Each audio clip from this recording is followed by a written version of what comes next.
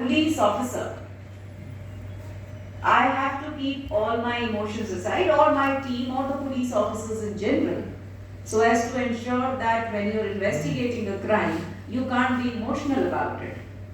You have to be extremely fair to everybody in the picture, and that's what we're supposed to do.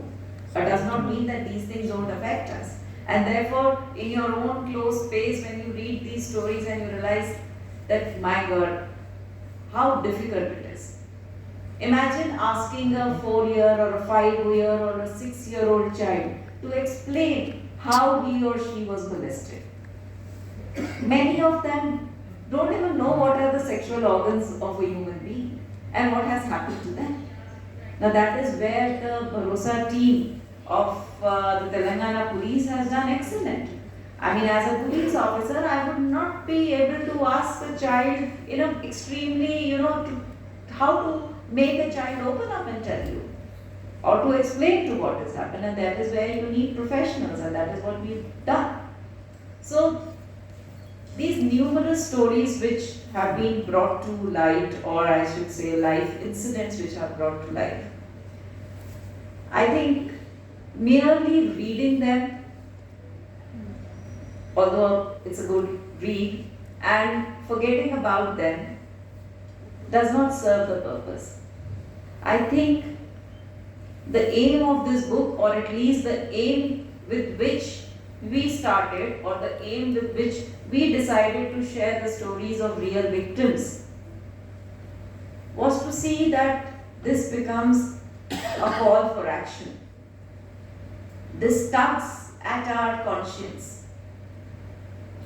This forces us to think and not forget about, just like you watch a crime series on an OTT platform and then you sleep over and you sleep and you don't remember what happened in the morning.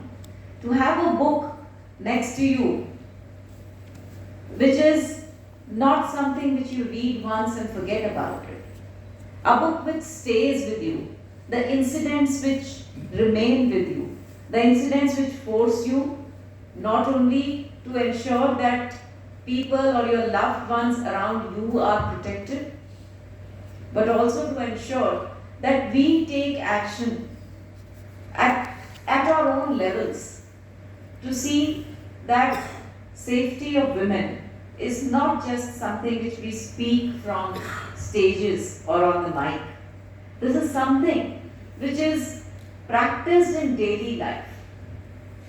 Something which we teach our sons to be a normal thing. Something where our daughters don't have to learn self-defense techniques. They don't need to carry a pepper spray. They don't need to think when and why I should go out. Hyderabad is rated as one of the safest cities in the country, and we are proud that initiatives, thanks to initiatives like the Telangana police and the Telangana government, as well as the public, have been such that we are able to create an atmosphere where women can move out and work or go out for entertainment or whatever.